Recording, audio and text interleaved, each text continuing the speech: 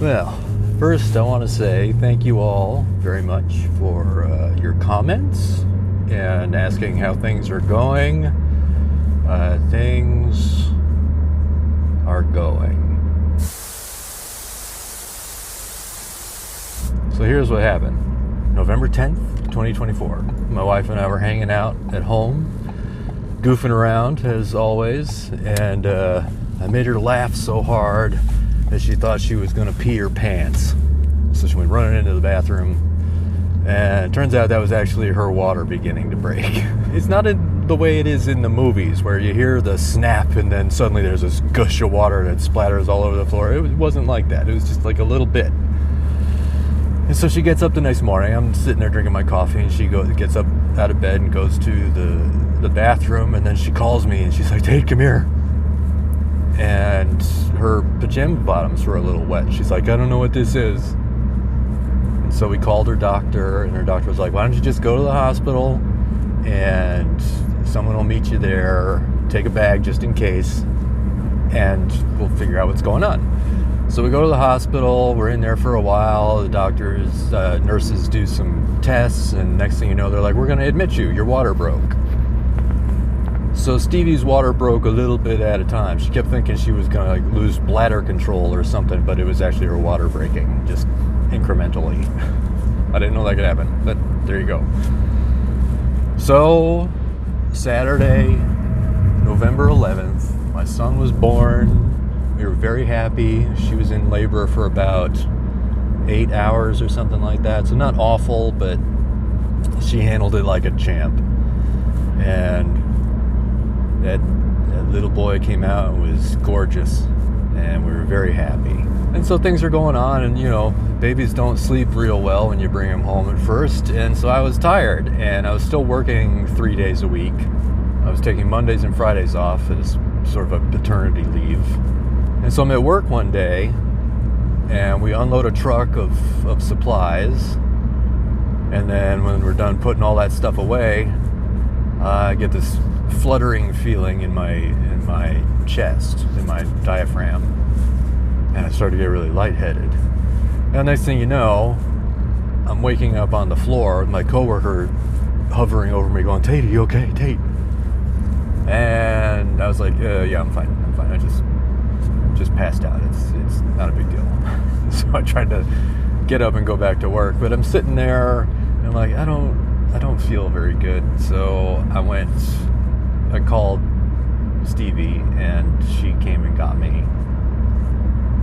And then I decided, maybe I should go to the hospital just because, I passed out for seemingly no reason.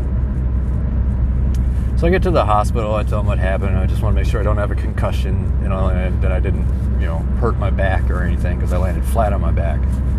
And I'm in the triage room with the nurse, and she's like, "Well, your blood pressure's a little high and your heart rate's a little high. We're going to take you back there and give you an EKG." So I go back there, they give me an EKG, they want to x-ray my spine since I fell and my back was kind of starting to hurt at that point. My back is fine, but because of the tachycardia and the higher than they like blood pressure, they wanted to do like an echocardiogram and a CT scan and all this stuff. I'm like, okay.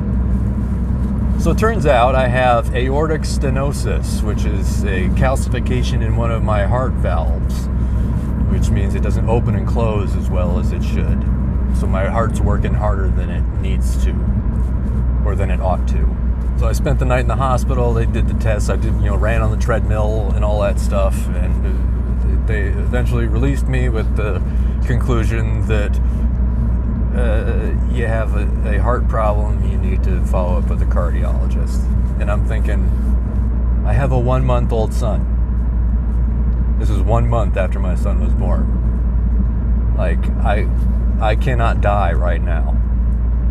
That's not gonna happen.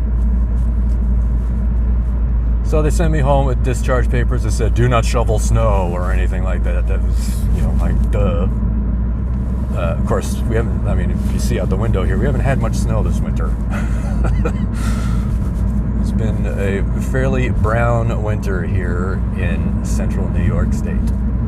So for a couple weeks, I was sitting around before I could get in to see the cardiologist. I'm sitting around going, am I at death's door? Like, if I run up the stairs too fast, am I going to drop dead? What is going on? So it was a nerve-wracking couple of weeks there. But I got in to see the cardiologist finally, and they were like,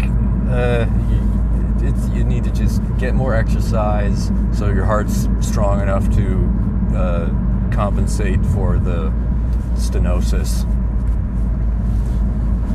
and improve your diet and things like that. So no heart surgery or anything like that. I'm not at death's door. But as a 50-year-old who just had a baby, I'm suddenly now acutely aware that I may not even be alive to see him graduate from high school or college. I could be, but I could also not be. And I told this to my pastor, and he's like, well, you know, that's always been true.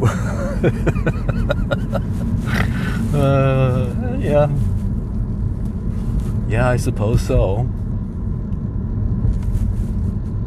The Lord could return at any time, or call me home at any time. That's the way it goes.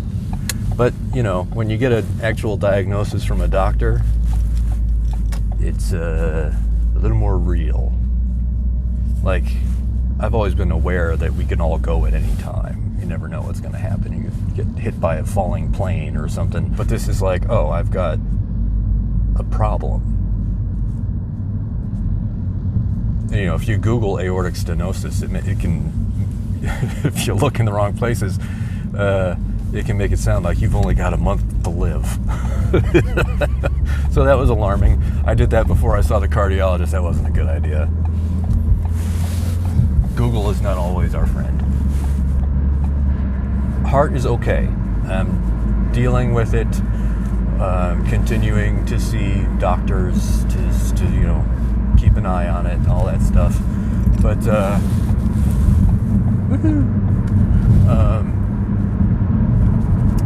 you know, Noah's good. He's a cute little baby. He's going to be 4 months old here in a few days.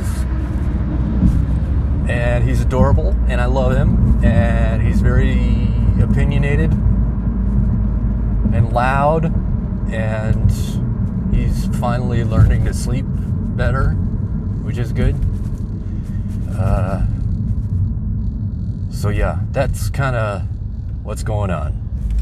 I appreciate you all asking, and so the family is good. I am okay. I hope to continue to be okay.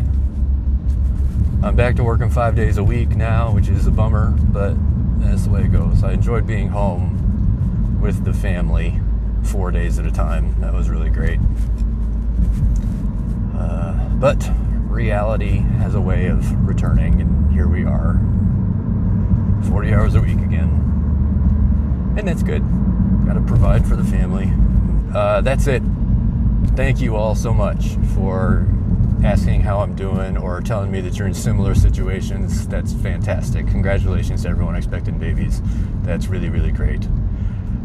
It's a blessing and changes your life. If it's your first one, oh man, are you in for a ride. It's the best. Yeah, I love being dad. All right, everybody. Take care. God bless you. I love you.